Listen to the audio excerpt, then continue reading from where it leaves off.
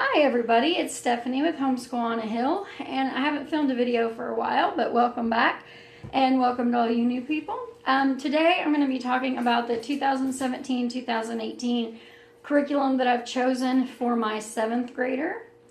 So we'll get started with that. For English this year,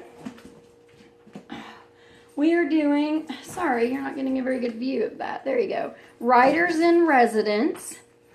And it is an all-in-one student text and workbook. We're doing volume 1, the apprentice volume.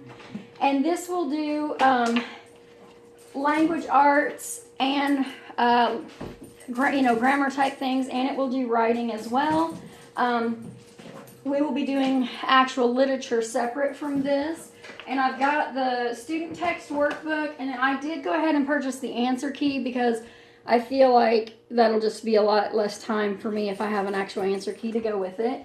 So I have that. And then for literature, I'm just picking books for her off book lists that I like. She is going to start this year with reading Black Beauty. So she'll be reading Black Beauty when we first start the year. And then I like to do a read aloud every day as well, and we're going to do Little Women for the read aloud. We're not doing a Bible curriculum this year. The only thing she's doing is this 3-minute devotional for teen girls. We did the 3-minute devotional for girls and liked it, so I thought we would like this teen one as well. And it really is as quick as it says it is. It's 3 minutes or less. It's just a good way to get them into reading a little bit of scripture and things. For art this year, I purchased from Confessions of a Homeschooler her World's Greatest Artist download. And it goes through and just spends about 8 lessons per artist. It starts with Picasso. This particular one does Picasso, Van Gogh, Pollock, Monet. This is volume 1. I actually purchased both volumes, and we're going to go through it at a little quicker pace and have her do both volumes all in this year. It comes with nice art projects you can do, and you can kind of pick and choose if there's certain ones that you just feel like are too expensive to do or you don't want to do, then you don't have to. I did get her, highly recommended, I got a sketchbook that's for mixed media because we're going to be using acrylic paint and it doesn't bleed through. So we did get that, and I just picked that up at Walmart. It was like $7 or something like that. For history this year, we're doing something different. We're actually doing Story of the World. And we're starting with volume 1, Ancient Times, from the earliest nomads to the last Roman emperor. I know a lot of people gear this more toward upper elementary than in middle school, but we are actually going to go through it at a quicker pace and add a little bit to it. The plan is to get through volume 1 first semester and then do volume 2 second semester, and it's a 4-volume series. So then in 8th grade, if we're liking this, we would continue and finish up the series in 8th grade. And I did what was actually suggested by A Farmhouse Full, if you're familiar with Nikki at A Farmhouse Full, and I divided up the student workbook into a book of maps that has all my maps, has a thing with my actual student pages, and then that kind of the teacher's guide to go by with it. So that's what we're doing for history. For science, we started last year this Apologia Zoology 3. We did start with 3, which is land animals, because my daughters weren't interested in land animals.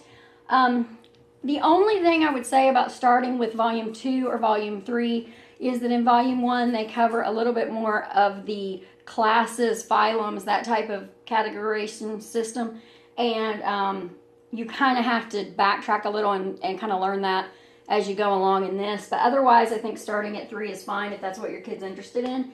We actually started this last year, but didn't get very far through it. So we're going to start out by doing a little bit of review through like the first third of the book, and then go ahead and finish it.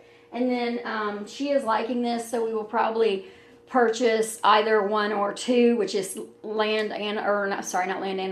sea, animals of the sea, or animals of the air, and work on one of those. For geography, we are doing world geography this year. And once again, I got this from Confessions of a Homeschooler, and I did a download. And if you've seen my other videos, I have a video about my spiral binder and how much I like it, and details about it and where you can purchase one. And that's why all my things that I've downloaded are spiral bound. Expedition Earth is really good. It goes through, I'm trying to remember how many countries she covers, but she covers a lot of countries, you know, in a year. It's very thorough. There's tons of projects. She breaks it down by continent, so you can you start in Asia, work your way through, and then all, you know, everywhere else, Europe, North America, South America, go through. There's projects. There's for older kids, there is like notebooking, journaling pages that they can work on. Something that she suggested with it was to have the Usborne internet-linked Encyclopedia of World Geography, so I did purchase that. I don't remember exactly what I paid for this, but I got it. I believe it was eBay, and it didn't cost very much. And then we just happen to already have an atlas that we're going to use during it.